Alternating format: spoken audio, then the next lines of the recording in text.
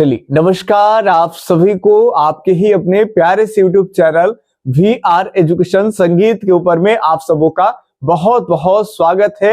और मैं हूं एक साधारण सा शिक्षक भारती सर।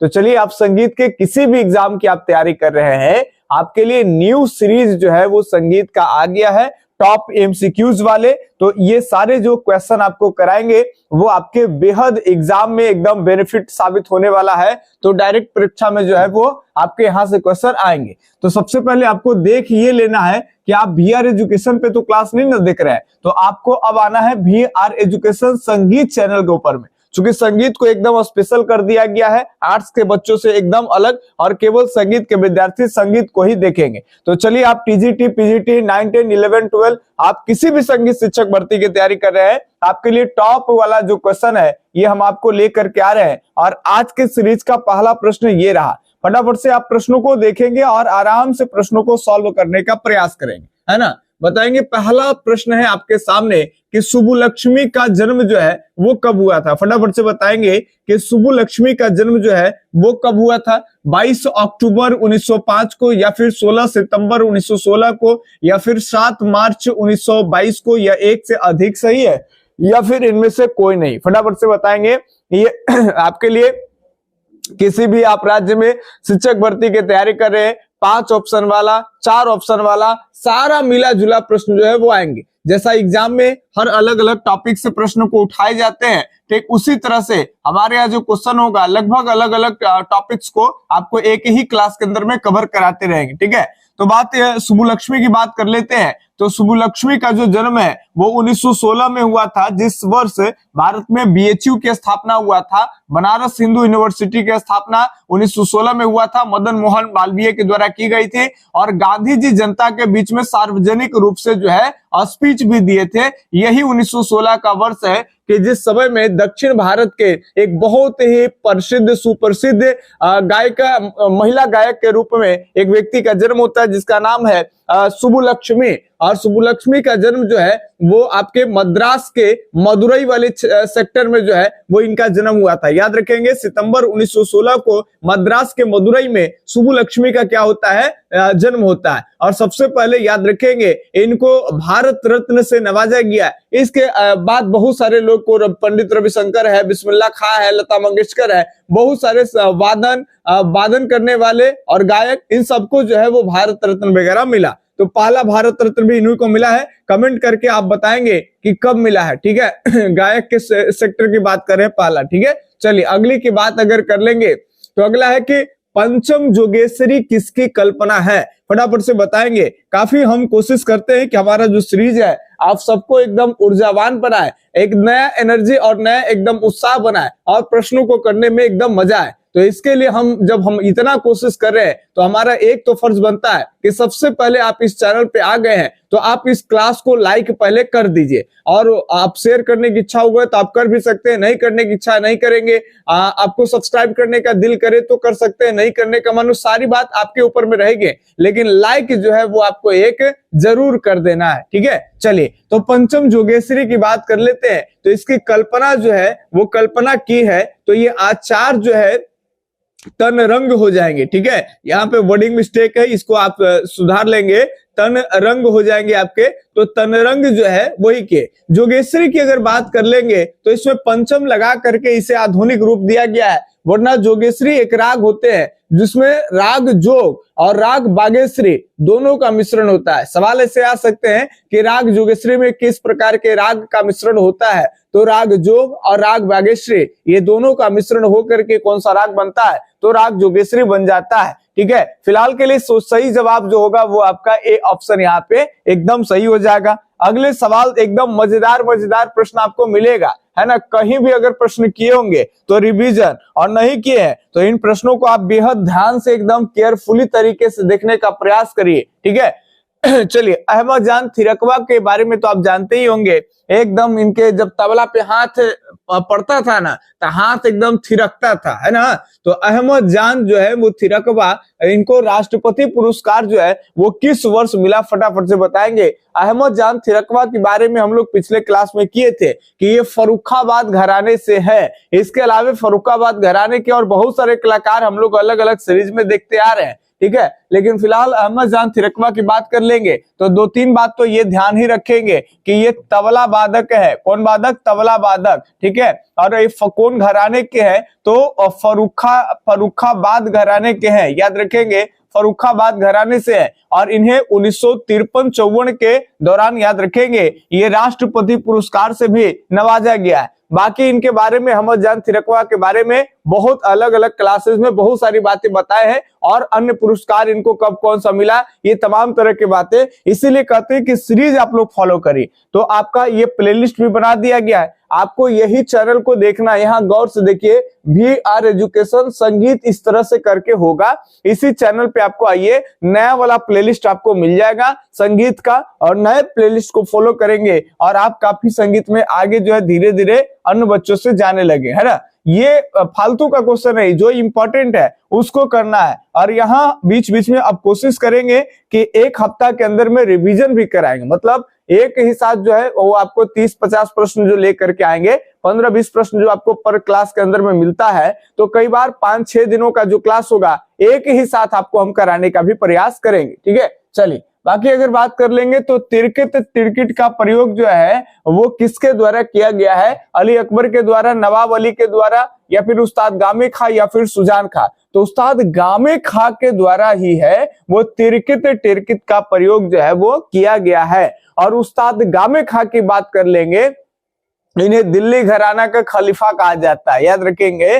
दिल्ली घराने के खलीफा किसे कहते हैं? तो उस्ताद गामे खा कोई। और वही वाहिद खां जो है, उन्हें आपका जो है वो किस घराने के खलीफा कहा जाता है? ये कमेंट में आप छाप दीजिए, क्योंकि ये भी प्रश्न आपके लिए काफी इंपॉर्टेंट है ना। तो जितने भी प्रश्न आपको बोलते हैं, जरूर अगर आपको आता है तो आप लिखिए कमेंट बॉक्स में, लंबे समय तक आपको याद रहेगा। नहीं आता है तो गूगल, चैट जीपीटी, इन सब का सहारा लीजिए, वहां से भी नहीं आता है तो कोई बात नहीं, अगले सीरीज में हम तो आपको बताएंगे, उस पे सवाल तो लेकर के आएंगे ही आएंगे, है ना। या फिर पहले कभी लाए ही होंगे। आलाप को कितने भागों में बांटा गया है? 4, 2 या फिर 3 या फिर 1? तो आलाप को 4 भागों में बांटा गया है। सही जवाब ये आपका ए ऑप्शन, बिल्कुल इजी सवाल है। कई बार आप किए हैं तो इन सवालों पे टाइम देने में कोई ये नहीं बनता है, ठीक है।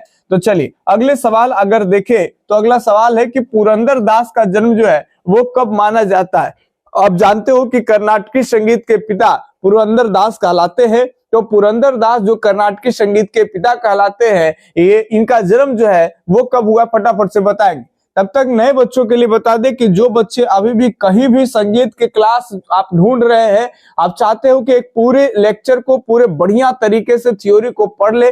देखिए, बेस बिल्डिंग बनाने में तो आपको सबसे पहले बेस में ही काम करना पड़ता है ना।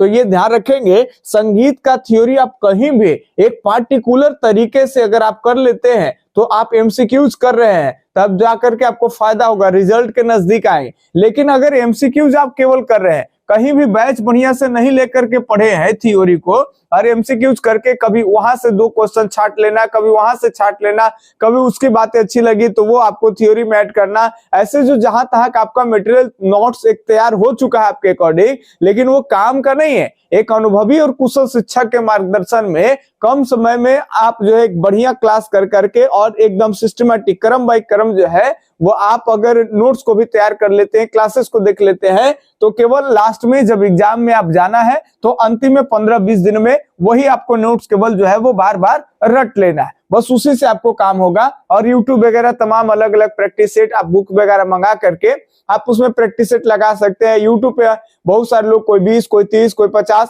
अलग अलग 2-3 चैनल ज्वाइन कर करके वहां भी आप क्वेश्चन खेल सकते हैं। लेकिन थ्योरी का बैच चाहते हैं तो हमारे यहाँ पूरे YouTube पे 499 में संगीत को एकदम कम पैसा में, आपको एकदम कम पैसा में इजीली लेकर के आए हैं। और जो एग्जाम से रिलेटेड कंटेंट है वही आपको पढ़ा भी रहे हैं। तो ज्यादा नहीं तो ज्यादा कॉपी मोटा करा रहे हैं, और ना ही तो आपको 499 देख के कोई कम जानकारी दे रहे हैं। 499 कहने की बातें होती है कि एक 499 ज्यादा पैसा, ये कम पैसा है, वो तो अलग अलग बच्चों के परिस्थितियों के ऊपर में डिपेंड करता है। लेकिन इससे को कवर कराने में रात दिन हम लोग एक करते हैं, तब जाकर 2.5-3 महीना में कम से कम अगर डेली निरंतर क्लास हो ना, इसमें कोई पर्व त्योहार कुछ भी छुट्टी ना मारे, संडे उंडे कुछ भी नहीं, तब जाके आपका 2 से 2.5 महीना में सिलेबस आपका कवर होता है ना। उतने के क्लासेस करना, उसके अलावे उसके क्लासेस के अलावे उसको उनको नोट्स प्रोवाइड कराना हाथ से लिख करके, तो काफी मेहनत लगता है। ऐसा कुछ नहीं है कि कोई खेल है 499 ले लिए और 5-10 दिन के मेहनत में खत्म हो गया, नहीं, इनके पीछे महीनों महीनों का मेहनत हमारा होता है। तो अगर आप चाहते हो तो आप इस नंबर से जुड़ कर करके और आप हमसे बैच ले सकते हैं। आप चाहते हो कि बात करने में आपको लज्जा महसूस होता है कि सर से हम बात नहीं करना चाहते हैं भाई, हम बाहर ही कोर्स ले ले, किसी को पता नहीं चले, तो आप कोई बात नहीं, आप एप्लीकेशन पे सर्च करेंगे VR एजुकेशन। देखिए YouTube पे संगीत के लिए VR एजुकेशन संगीत है, लेकिन आपको एप्लीकेशन पे जाना है, VR और एजुकेशन लिखना है। तो जैसे ही आप एजुकेशन लिखेंगे तो आपके सामने कुछ इसी तरह का यहाँ पे ये वाला केवल नहीं सेक्शन दिखेगा, और यहाँ VR एजुकेशन लिखा हुआ रहेगा, और इस तरह का आपको जो है वो लोगो मिल जाएगा प्ले स्टोर पे, उसको आप डाउनलोड कर लीजिएगा। और परेशानी होता है तो इसी में वीडियो के नीचे में आपको डिस्क्रिप्शन बॉक्स में जो है वो एप्लीकेशन का लिंक रहेगा, आप उसको टच करेंगे, डायरेक्ट प्ले स्टोर पे चले जाएंगे, वहां से इसको डाउनलोड कर लीजिएगा, और कोर्स के अंदर में जाकर के 499 में आपको नया संगीत का बैच दिखेगा। आप इस संगीत बैच को आराम से ज्वाइन कर लेंगे, जिसमें कंप्लीट सिलेबस कराई जाएगी और एकदम टॉप क्लास का जो है वो आपको नोट्स मिलेगा। और बीच में अगर कोई गाइडेंस की आवश्यकता होता है तो हम आपको प्रॉपर खुद वहां पे गाइड करने वाले हैं, तो कहीं कोई प्रॉब्लम जो है वो आपको नहीं आने वाली है। चलिए अब आगे बात करते हैं। तो पुरंदर दास का जो जन्म है वो आपके 484 ईस्वी में हुआ है, और ये जो है कर्नाटकी संगीत के पिता कहे जाते हैं, याद रखेंगे।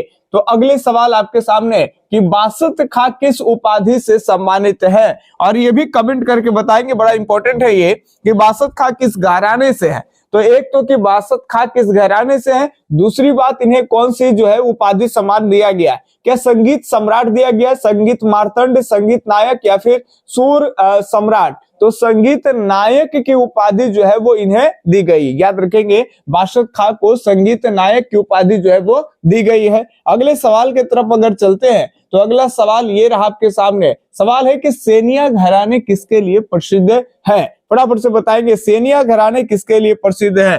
फटाफट से आप लोग सीरीज को लाइक भी कर दीजिए एकदम, ताकि मजा आ जाए, और अगले सीरीज में और बढ़िया, हर सीरीज में कोशिश किया जाए कि और बढ़िया बढ़िया प्रश्न कराए और बढ़िया तरीके से आपको कराए, ताकि लंबे समय तक आपको याद रहे वो चीजें, है ना। तो हम ये प्रयास जारी रखेंगे, लेकिन आपका एक ही प्रयास है कि हर सेशन में आप जब आते हैं तो लाइक कर दीजिए। बहुत सारे लोग केवल क्लास को देखते हैं, आराम से खिसक जाते हैं, उनको मतलब नहीं है कि टीचर चिल्लाते रहे, लाइक मांगे, शेयर मांगे, उस सब से मतलब नहीं है। हम लोग शेयर और ये के लिए नहीं बोलते हैं कि आप सब्सक्राइब जरूर करिए। अगर आप टाइम से जुड़ जाते हैं, टाइम से आपको क्लासेस मिल जाते हैं, तो आप सब्सक्राइब ना भी करेंगे तो कोई बड़ी बात नहीं है, सब्सक्राइब आपके लिए ही बनता है, ताकि अगर आप बेल आइकन को प्रेस कर लेते हैं तो जैसे ही यहाँ पे क्लास डलाते हैं यूट्यूब पे, तो आपको एक नोटिफिकेशन मिल जाता है, और आप जल्द ही जो है वो आप इस क्लास को देख करके, और अपना आज का एक जो दिनचर्या में एक होता है कि भाई क्लासेस को देखना, तो आप अपना जो कोटा है उसको कंप्लीट कर लेते हैं, समझ रहे बात। तो उसके आपके सुविधा के लिए ही सब्सक्राइब है, तो आप वो करें या ना करें वो आपकी इच्छा है, वरना क्लास को केवल लाइक कर दीजिए, ये बहुत हमारे लिए बहुत हो जाएगी, ठीक है। चलिए, तो सेनिया घराने किसके लिए प्रसिद्ध है, तो सेनिया घराने सितार और सुरबहार के वादन के लिए ये ज्यादा ही प्रसिद्ध है। तो ए ऑप्शन जो है वो सही होगा।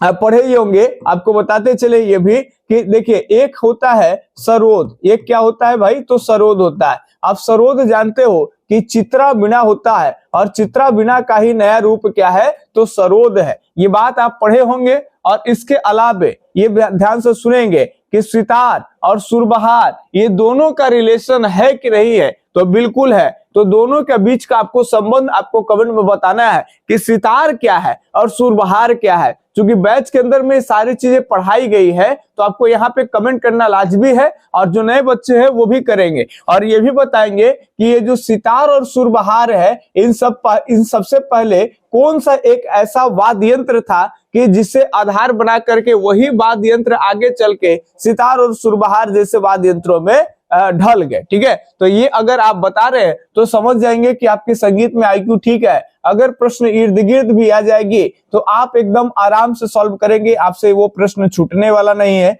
अगले सवाल है आपके सामने कि टॉरेंटेला याद रखेंगे, टारेंटेला याद रख सकते हैं, कपल नहीं कप्पल। ठीक है, लोक नृत्य कहाँ किया जाता है, तो ये आपको बताना है कि लोक नृत्य कहाँ किए जाते हैं और लोक नृत्य का नाम क्या है, तो टारेंटेला है, टारेंटेला है। तो टारेंटेला की अगर बात कर लेंगे तो ये एक ट्रेडिशनल डांसिंग है ना, पारंपरिक नृत्य है। और ये आप यूरोप में जाएंगे तो यूरोप के दक्षिण साइड में भूमध्य सागर से लगा हुआ एक कंट्री है, उसका नाम है इटली। याद रखना है, क्या है नाम, इटली। जहां आप क्लास 10th में पोप वगैरह इन सब के बारे में पढ़े ही होंगे।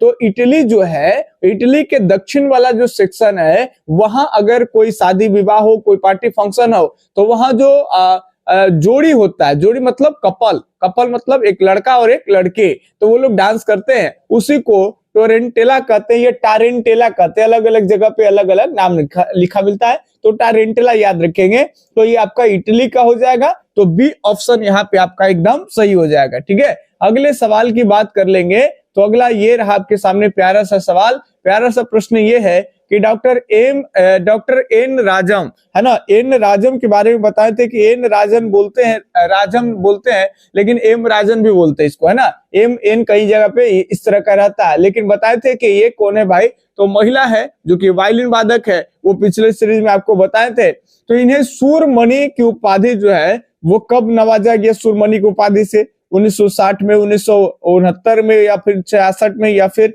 1967 में। तो डॉक्टर एन राजम को सूरमणि की जो उपाधि है वो मिला 1967 ईस्वी में, 1967 में। ठीक, नेक्स्ट क्वेश्चन की अगर बात करते हैं तो अगला आपके सामने सवाल है। चलिए, सवाल है कि सेनिया घराने के प्रवर्तक कौन माने जाते हैं। फटाफट से बताएंगे कि सेनिया घराने के प्रवर्तक जो है ये आपके कौन माने जाएंगे। ऑप्शन 1 है तानसेन के दामाद मियां मसूर अली, या फिर शमसुद्दीन खां, या बंदे अली खां, या इनमें से कोई नहीं, एक से अधिक सही।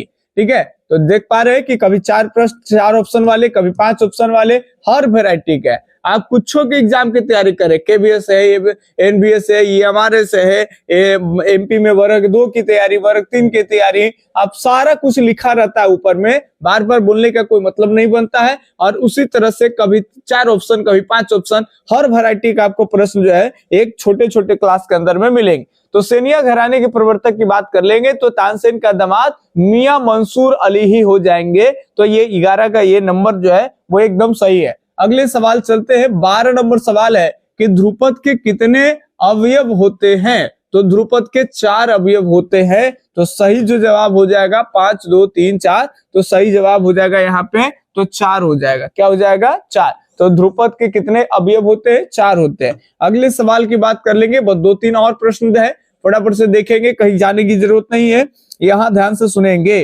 प्रश्न है आपके सामने कि सारनाथ चतुष्टयी प्रक्रिया किस आचार्य के देन है।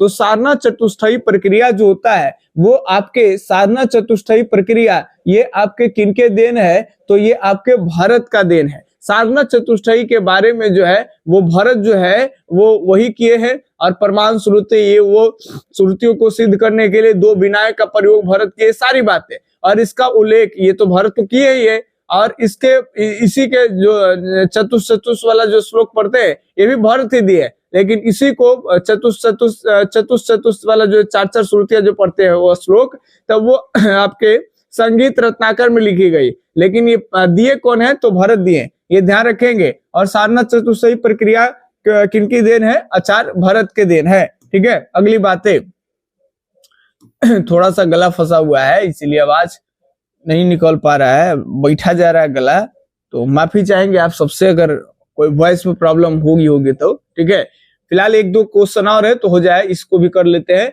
वैदिक काल में गाथा गायकों को कहा जाता है, क्या कहा जाता है? समित्र कहा जाता है, गौथिन या फिर व्यास, उपयुक्त में से एक से अधिक या फिर इनमें से कोई नहीं। ठीक, तो समित्र भी कहते हैं, गौथिन भी कहते हैं। तो सही जवाब यहाँ पे डी ऑप्शन हो जाएगा, एक से अधिक सही है। ठीक है, चलिए एक प्रश्न और, आज का लास्ट प्रश्न देख ले। और ये रहा आपके सामने एक प्रश्न और। अब बाकी अगले दिन हम लोग 15-15 अभी सीरीज चला रहे हैं, और फिर जब आपका बैच आपका खत्म हो जाएगा संगीत का, तो टाइम मिलेगा तो हम लोग 30-30 प्रश्न, 40 प्रश्न, ऐसे ज्यादा से ज्यादा संख्या में हम लोग देखेंगे। तब तक यहाँ पे ऑडियंस वगैरह जो है वो बन जाए। तो एक बात तो और, अभी सीरीज में कम व्यूज आ रहे हैं, तो आपको यही सीरीज का 2 दिन 3 दिन बाद आपका VR एजुकेशन पे भी मिल जा रहा है, लेकिन सबसे पहले आएगा तो VR एजुकेशन संगीत पर ही आएगा, और उसके 2-3 दिन बाद ही VR एजुकेशन पे आएगा, और ऐसे 2-3 क्लास जाएगा बहुत तो VR एजुकेशन पे, और उसके बाद VR एजुकेशन पे कोई क्लास संगीत का नहीं चलेगा, केवल और केवल VR एजुकेशन संगीत पर ही संगीत का क्लास चलेगा। तो इसीलिए अभी भी अगर उधर है तो उधर छोड़िए, आपको अनसब्सक्राइब करना है तो सब्सक्राइब कर लीजिए, और नहीं तो आपको आ करके VR एजुकेशन को सब्सक्राइब करना है, संगीत वाला चैनल को, यदि आपको संगीत की तैयारी करना है तो, है ना। क्योंकि धीरे धीरे केवल संगीत पर ही वीडियो ये रह जाएगा, उसके बाद उस पर नहीं जाएगा। अब ये लास्ट क्वेश्चन है, बताएंगे सादीराट्टम, समझ रहे बात, यह सादीराट्टम का नया नाम क्या है? तो सादीराट्टम का नया नाम क्या है? भरतनाट्यम, थेवरट्टम, या फिर अय्यर, अरुडेल, या इनमें से एक से अधिक, या इनमें से कोई नहीं? फटाफट से बताएंगे। तो देखिए पहले क्या था कि मंदिरों में दासियों के द्वारा नृत्य किया जाता था, है ना। तो दासी लोग जो है वो मंदिरों में नृत्य करते थे, और उसके बाद मंदिर के बाद राज दरबार में भी नृत्य करना होता था। तो इस तरह से उसे कहते थे सादीराट्टम। आप एक साथ कह सकते हैं, ऐसे अलग अलग था, सादीर, दासी, अट्टम, है ना, लेकिन इसे मुख्य रूप से एक बार में सादीराट्टम भी बोलते हैं, और यही आगे चल के भरतनाट्यम का रूप लिया। तो अगर सवाल ऐसे भी आए कि भरतनाट्यम का पहले का नाम क्या था, तो सादीराट्टम, या सादीराट्टम का नया नाम क्या है, तो भरतनाट्यम। ठीक है, तो ये सवाल आपके बन जाएंगे। तो 15 प्रश्न आपको कराए, और काफी हमारे हिसाब से तो अच्छे लेवल के भी प्रश्न है, और अच्छे प्रश्न है। बाकी आपको क्या लगता है? देखिए दरअसल क्या है कि जो चीजें आपको आता है तो वो हल्का लगता है, जो चीजें नहीं आता है तो भारी लगता है। तो आप अपने अकॉर्डिंग बताएंगे कि 15 में से कितने प्रश्न आप सही कर पाए, है ना। और सीरीज को लाइक जरूर कर दीजिएगा, और सीरीज कैसा लगता है ये कमेंट करके आपको जरूर बताना है। अगर कोई गिला शिकवा हुई होगी, कहीं अगर चूक हुई होगी, किसी तरह के बोलने के लिए कुछ बुलाया होगा, कुछ अगर किसी तरह का आंसर पे अगर आपको डाउट होगा तो आप कमेंट करके जरूर बताएंगे, है ना। हम लोग कोशिश करेंगे कि उसमें रिप्लाई करें, नहीं तो अगले वीडियो में आएंगे तो पहले ही उस पर बात कर लेंगे। ठीक है, बाकी हम आपसे मिलते हैं अगले क्लास के अंदर में। तब तक के लिए धन्यवाद, जय हिंद, अल्लाह हाफिज, आपका दिन शुभ हो, राधे राधे।